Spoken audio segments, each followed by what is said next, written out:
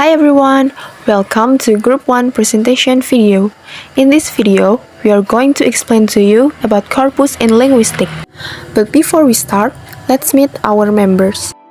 Putri Lestari with student number 2, Syifa Nadanazihah with student number 22, Audrey Zatil Aqmar with student number 25, and Rissa Fauzy with student number 34.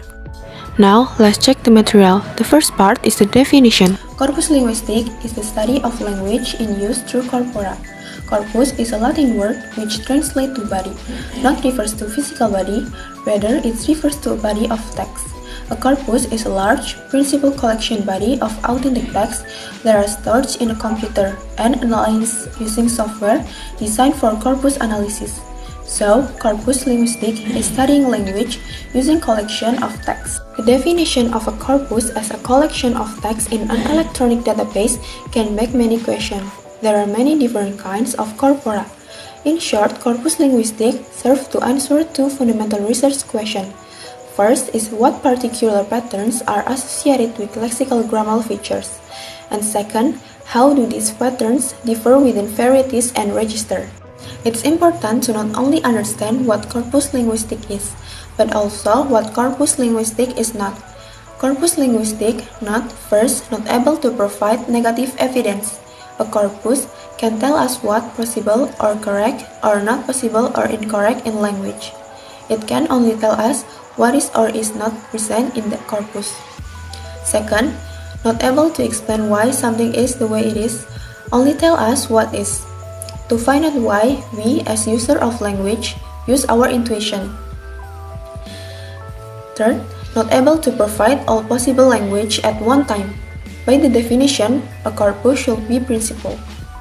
A large, principal collection of naturally occurring texts, meaning that the language that goes into a corpus is random, but planned.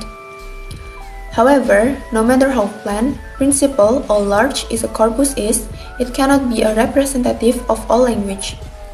In other words, even a corpus that contains 1 billion words, such as the Cambridge International Corpus, all instances of use of a language may not be represented. Now we're going to talk about the principles of corpus linguistics. Generally, corpus linguistics is meant to see what patterns are associated with lexical and grammatical features. According to McCarthy, here are some sample questions which answers we can get when searching for corpora.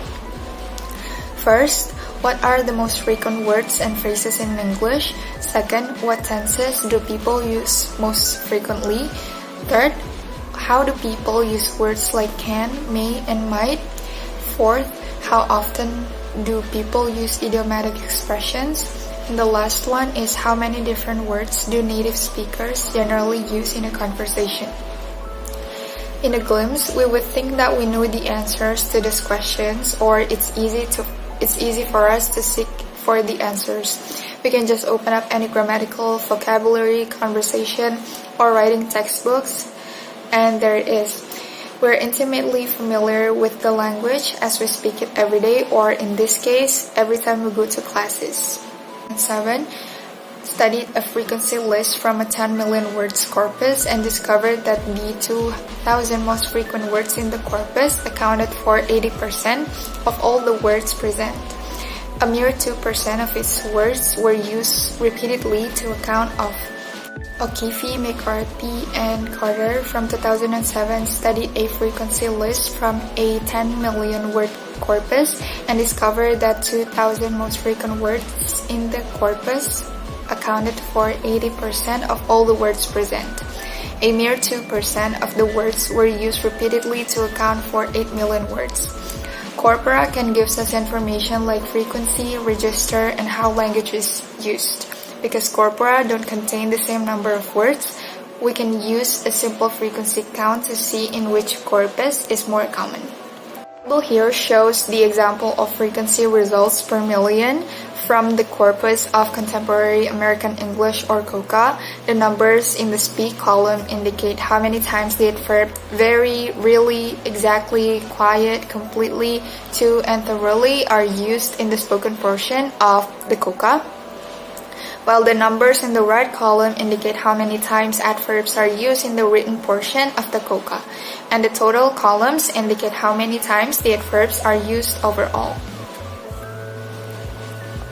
As you can see right here, very is the most frequently used adverb overall in the koka, especially in spoken language, and really is the second most frequent in speaking and overall, while to is the most frequent used in writing. This data presents us with opportunities to show students how to accurately use a language. Taken from that, we can emphasize this following statement. First, we should highlight the really and well because they're the most common adverbs of degree to be used, so it's more likely for students to encounter them. Second, to and completely are different from really and very. They're used almost equally in speaking and writing. And the last one, thoroughly, is used differently because it appears more frequently in writing than in speaking. In a nutshell, corpus linguistics allows us to see how language is used today and how that language is used in different contexts, and enabling us to teach language more effectively. Next, we have the corpus approach. According to Biber, Conrad, and Rapin in 1998, the corpus approach is comprised of 4 major characteristics. First, we have empirical, analyzing the actual patterns of language used in natural text. Corpora are composed from textbooks, fictions, non-fic, magazine, papers, or in short, any real-life situation in which any linguistics communication can happen. Second, utilizes a large and principal collection of natural texts as the basis for the analysis, meaning that you may work with a written corpus, a spoken corpus, an academic corpus, and etc. The third one, the corpus approach makes extensive use of computer for analysis. A corpus is accessed and analyzed by concordancing program to help analyze the language as well as employ the corpus approach. Without a computer, you can effectively utilize corpora. And the last one, it depends on both quantitative and qualitative analytical techniques. We take the quantitative result generated from corpora, then analyze them qualitatively to find significance. The next part is target features. Many of the questions that corpora answers fall into certain areas of language. The first one is phraseology, the study of phrases. Sinclair determined that the meaning of a word is found through several words in a sequence called phrases. Phraseology includes the study of collocations, lexical bundles, and preferred sequences. Number 1, collocation. Collocation is the statistical tendency of words to co-occur. So, when one word is used, there is a high probability that a certain word will occur alongside it. For example, the words big, good, and great are collocations of deal as a noun. It means that when we use deal as a noun, we often refer to a big deal, a good deal, or a great deal. Collocations can also help to understand better the meaning and use of particular words in a certain phrase. Kennedy studied the collocation of between and through, then found that between is usually used after nouns like differences, distinction, and agreement, whereas through is more frequently found after verbs such as go, pass, and run. Number 2, lexical bundles. Weber and some other researchers define the lexical bundle as a recurring sequence of 3 or more words. Nonetheless, it is important to understand that lexical bundles are different from idioms. One type of lexical bundle is a frame, which has a set of words around a variable word or words. One of the functions of frames is the expression of future time. For example, the frame is to, and is going to, is supposed to, and is about to. Number 3, preferred sequences. Hunston explained that learners often confuse between interested and interesting.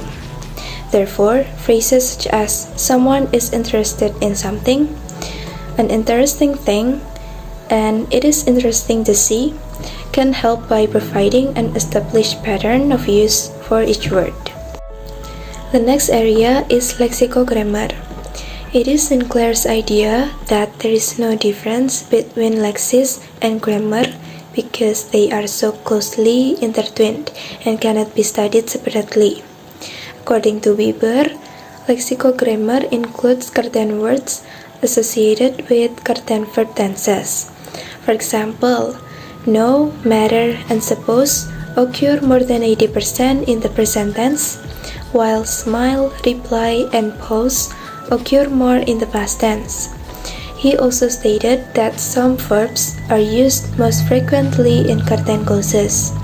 For example, know and think are associated with word that plus complement clauses, while the verbs like, want, and seem are associated with word to plus complement clauses. Next, register. Register is defined as a situation of use. We use different languages with different audiences at different times and for different reasons. Corpus Linguistics addresses language through the study of register. For example, past tense is used more in writing while present tense more in conversation. The next area is ESP, English for specific purposes. The academic word list is a well-known example of using corpus linguistics to address ESP, in this case academic purposes. The list pinpoints the most frequent vocabulary words used in academic text.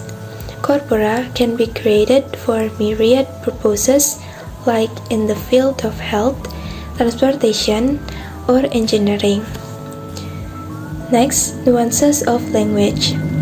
It refers to questions that might be asked but just don't know how to answer. For example, the question, when do you use is not versus isn't.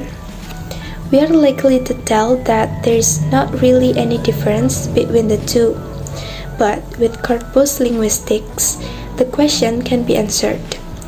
McCarthy found that is not is used more with pronouns and isn't with nouns. Last, syllabus design. Syllabi is designed using areas explained before. It helps to see what learners really need to know about language, such as frequency and collocation for vocabulary, grammar patterns for different registers, and specific knowledge for specific purposes, and also the accurate descriptions of it. For the next material is tools. We are going to discuss about types of corpora. A corpus is a principled collection of authentic texts stored electronically. It can be used to discover information about language that may not have been noticed through intuition alone. There are approximately 8 types of corpora. They are generalized, specialized, learner, pedagogic, historical, parallel, monitor, and comparable. However, only the 4 types of corpora that are most useful for employing the corpus approach. The first one is generalized corpora, the second one is specialized corpora, and the third one is learner corpora, and the last one is pedagogic. The first type is generalized corpora. Generalized corpora are often very large and more than 10 million words. It contains a variety of language, so that findings from it may be somewhat generalized.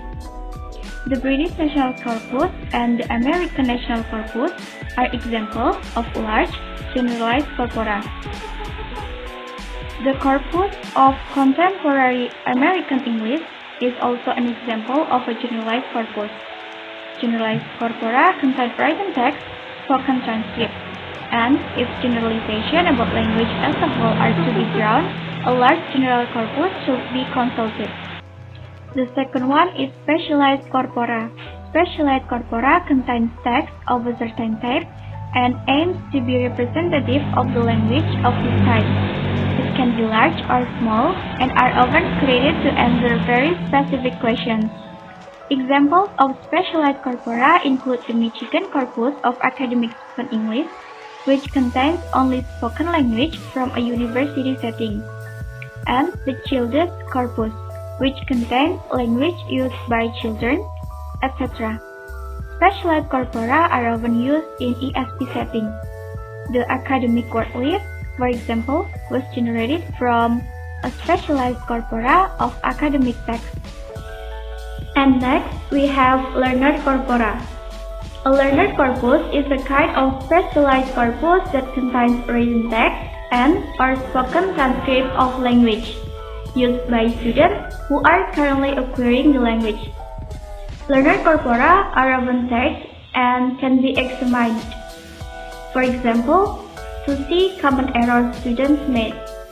A well-known learner corpus is the International Corpus of Learner English, which contains essays written by English language learners with 14 different native languages. Remember, when a corpus is text, each word included in the corpus has a marker added to it that gives additional information. Often, texts are part of speech markers, enabling users of corpora to search not only for specific words but also for specific words used as a particular part of speech. And the last one is pedagogy corpora. A pedagogy corpus is a corpus that contains language used in classroom settings. Pedagogy corpora can include academic textbooks, transcripts of classroom interactions, or any other written text or spoken transcript that learners encounter in an educational setting. Pedagogy corpora can be used to ensure students are learning useful language, to examine teacher and student dynamics, or as a self-reflective tool for teacher development. And next, we are going to discuss creating corpora. When creating a corpus, there must be a focus on three factors. First, the corpus must be principled. It means that the language comprising the corpus cannot be random, but chosen according to specific characteristics. Second, it must use authentic texts that are used for genuine communicative purpose. And the last one, it must have the ability to be stored electronically. Corpora can be saved in text format, speech text format, and or web-based format, or others depending on the concordancing program used to access text. So, if you are creating your own corpus, one way to gather principled, authentic text that can be stored electronically is through internet alerts. Search engines such as Yahoo and Google gather email updates of the latest relevant results based on a topic or specific query generated by the users. Alerts can be used to monitor a developing news story, keep current on particular theme, get the latest on a celebrity or event, and or keep tabs on a favorite sports team. And one way to use corpora created from alerts is to investigate common vocabulary used in certain topics, such as frequent content words used in articles that discuss the environment. I think that's all from us. Thank you for watching this video, and we apologize if there are any mistakes, and see ya!